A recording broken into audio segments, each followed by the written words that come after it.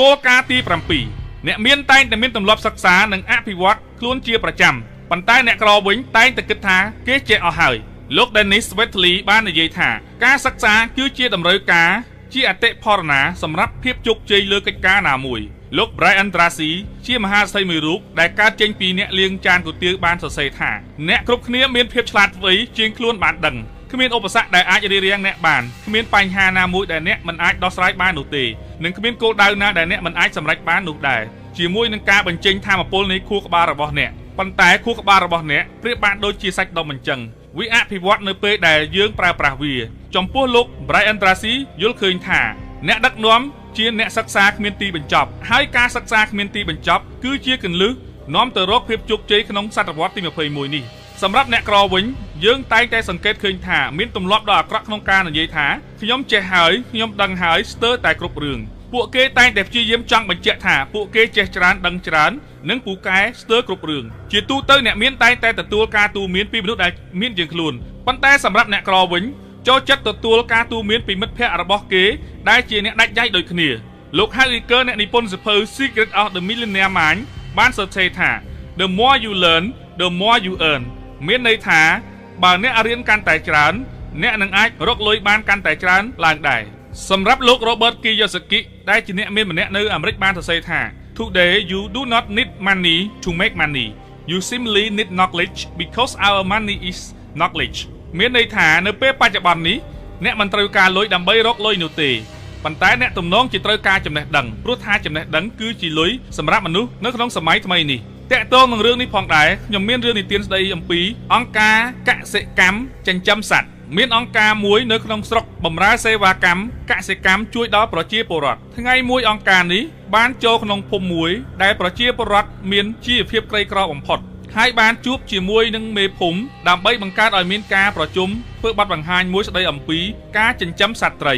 ក្រោយមកប្រជាពលរដ្ឋក៏បានចូលរួមប្រជុំប្រហែលជា50នាក់នៅពេលចាប់ដើមកម្មវិធីគ្រូបង្គោលបានលើកពីប្រវត្តិខិតខំស្វះស្វែងរកការរៀនសូត្រនៅចំណេះដឹងជាច្រើនជាពិសេសគឺការចិញ្ចឹមត្រីរហូតបានក្លាយជាអ្នកមានតែគាត់នៅតែបន្តការខិតខំរៀនសូត្របន្ថែមទៀតក្នុងគណៈនោះផងដែរ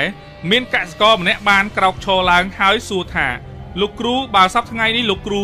ជាអ្នកមានទៅហើយចាំបាច់ខំប្រឹងរៀនសូត្រអីទៀតក្រោយពីបានឮសំណួរបែបនេះលោកគ្រូមិនបានឆ្លើយតបទៅនឹងសំណួររបស់កសិករនោះទេប៉ុន្តែគាត់បែរជាដើរសំដៅទៅដើមអំពិលបារាំងមួយដើមដែលនៅក្បែរនោះហើយគាត់យកដៃរបស់គាត់បោចស្លឹកអំពិលបារាំងពេញដៃទាំងគូរបស់គាត់ហើយបានពន្យល់ទៅកសិករទាំងអស់ថាបងប្អូនឃើញទេដៃរបស់ខ្ញុំទាំងគូពោពេញទៅដោយស្លឹកអំពិលបារាំងហើយលោកគ្រូបានបន្តទៀតថាតើស្លឹកអំពិលបារាំងដែលខ្ញុំបេះនេះអស់ពីដើមហើយឬនៅកសិករទាំងអស់ឆ្លើយថានៅច្រើនណាស់លោកគ្រូបានបន្តទៀតថាស្លឹកអំពិលបារាំងដែលនៅក្នុងដៃរបស់ខ្ញុំនេះគ្រាន់តែជាផ្នែកតូចប៉ុណ្ណោះនៃដើមអំពិលបារាំងប្រៀបបានទៅនឹងចំណេះដឹងអញ្ចឹងផងដែរសម្រាប់ខ្ញុំយល់ឃើញថាខ្ញុំទើបតែមានចំណេះដឹងដ៏តិចតួចតែប៉ុណ្ណោះហើយនៅមានចំណេះដឹងជាច្រើនទៀតដែលខ្ញុំត្រូវរៀនសូត្របន្ថែមក្រោយពីលោកគ្រូបានពន្យល់ចាប់សពគ្រប់អស់ហើយទាំងការប្រើប្រាស់គំនិតនិងបច្ចេកទេសចិញ្ចឹមត្រីកសិករទាំងអស់មានការសប្បាយចិត្តយ៉ាងខ្លាំងព្រោះថាក្រោយពេលពួកគេចិញ្ចឹមត្រីហើយពួកគេមិនចាំបាច់យកវាទៅលក់ដោយខ្លួនឯងទៀតនោះទេគឺអង្គការប្រមូលទិញទាំងអស់គ្រប់គ្នាយល់ស្របនិងសប្បាយចិត្តឥតឧបមាលើកលែងតែបរិះម្នាក់បានក្រោកឡើងនិយាយទៅកាន់លោកគ្រូទាំងកណ្ដាលកម្មវិធីថាខ្ញុំមិនដែលឮមនុស្សណាចិញ្ចឹមត្រីនោះទេគឺមានតែត្រីមកចិញ្ចឹមមនុស្សហើយគាត់បាននិយាយបន្ថែមថាយើងចាំបាច់ប្រឹងអ្វីច្រើនបានប៉ុណ្ណាយកប៉ុណ្ណឹងទៅព្រំលិខិតគេចាមកហើយទោះបីខំធ្វើទៀតក៏នៅតែប៉ុណ្ណឹងដែរថាហើយគាត់ក៏បានដើរចេញបាត់ទៅរយៈពេល2ឆ្នាំក្រោយមកទៀតប្រជាពលរដ្ឋមួយចំនួនធំបានទទួលផលយ៉ាងច្រើនពីការចិញ្ចឹមត្រី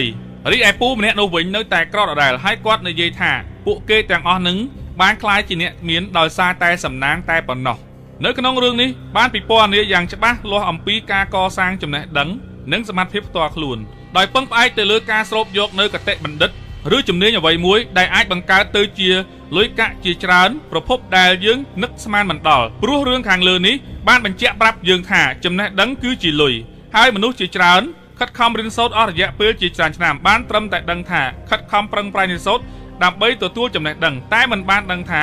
រាល់ចំណេះដឹងទាំងអស់ គឺសុទ្ធតែជាលុយនោះទេនេះជាមូលហេតុសំខាន់មួយដែលធ្វើឲ្យយើងស្ថិតនៅក្នុងរង្វង់នៃភាពក្រីក្ររហូត